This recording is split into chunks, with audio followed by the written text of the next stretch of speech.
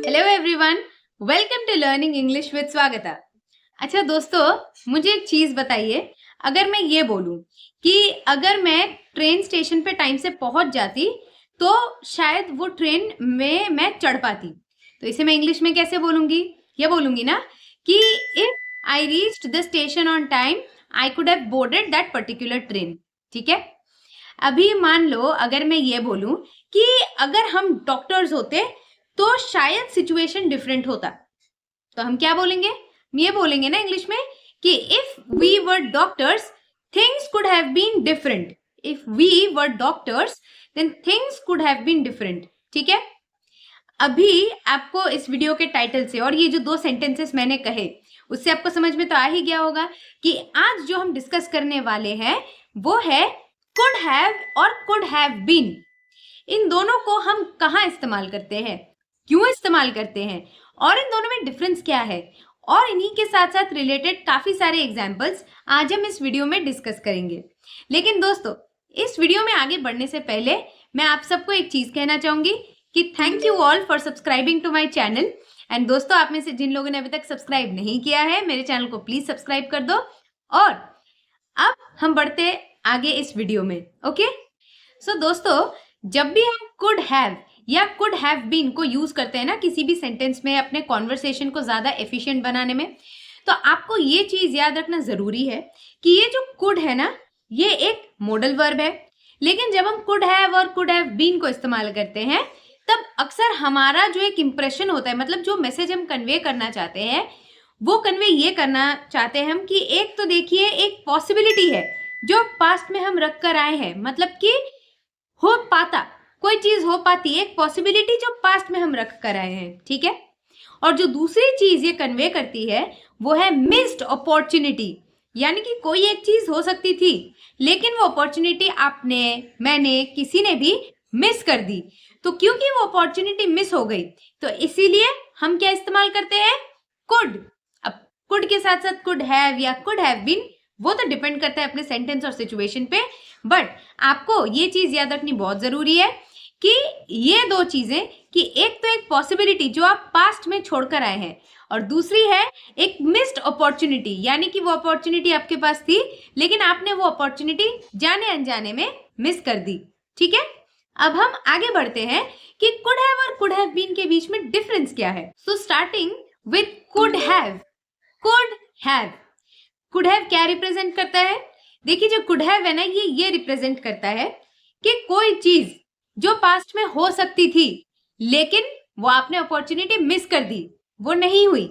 मतलब ये कि ये जो कुड हैव है ना इसे हम तब इस्तेमाल करते हैं जब एक्चुअली में कोई चीज घटी थी, कोई घटना हुई थी, लेकिन अब आपने वो अपॉर्चुनिटी मिस कर दी, वो तो अलग बात है, लेकिन वो घटना रियलिटी में हुई थी, यानी कि हम इमेजिन नहीं कर रहे हैं, वो चीज हुई थी। जैसे मैंने पहले क्या कहा कि if I reached the station on time I could have boarded the train, यानी कि स्टेशन में मैं पहुंची तो जरूर थी बट लेट पहुंची थी, इसलिए मैं वो ट्रेन बोर्ड नहीं कर पाई।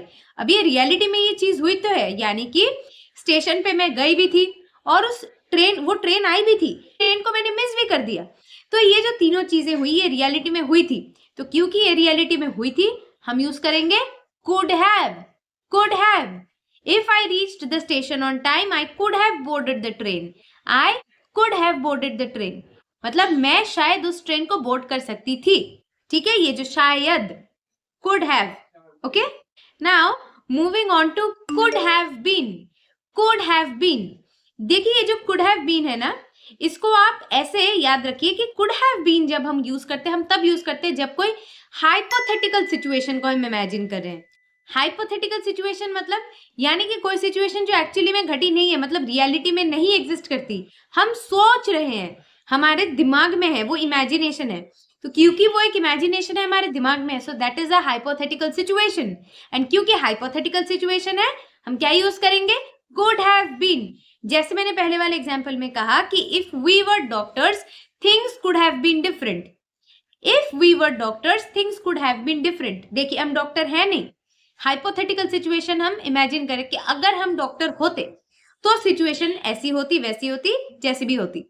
तो क्योंकि हम इमेजिन कर रहे हैं ये एक हाइपोथेटिकल सिचुएशन है, तो if we were doctors things could have been different. तो आपको एकदम ऊपर ऊपर से ये याद रखना है कि जब भी कोई रियलिटी में घटना घटी है, पास्ट में अपॉर्चुनिटी मिस हो गई है, that is equal to could have, could have. But whenever you have a hypothetical situation, there is where you use could have been, could have been. Now we are going to discuss some sentences using could have and could have been. So the first sentence is, Ramesh could have helped him with his homework, but he decided otherwise. Ramesh could have helped him with his homework, but he decided otherwise. यानी कि रमेश उसे homework में मदद करा सकता था, लेकिन उसने ऐसा नहीं किया। रमेश उसको होमवर्क में मदद करा सकता था, लेकिन उसने ऐसा नहीं किया। यानी कि कोई चीज घटी थी, यानी कि वो होमवर्क चल भी रहा था, रमेश चाहता तो उसे मदद कर भी सकता था, लेकिन रमेश ने ऐसा किया नहीं। ये सब रियलिटी में हुआ है, बट मिस्ड अपॉर्चुनिटी, रमेश ने ऐसा नहीं किया।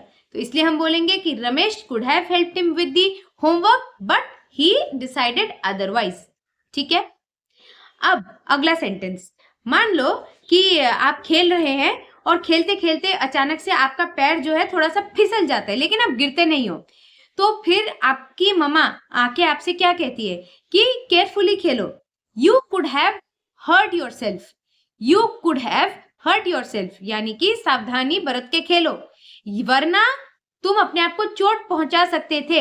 You could have hurt yourself, यानी कि जब वो फिसला तो वो गिर सकता था, लेकिन लकीली गिरे नहीं, वो बच गए गिरने से।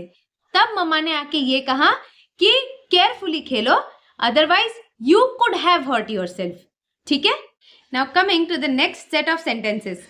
अच्छा दोस्तों, मान लीजिए अगर मैं ये बोलूं कि अगर बारिश ना होती तो बेहतर होता, तो मैं क्या बोलूंगी?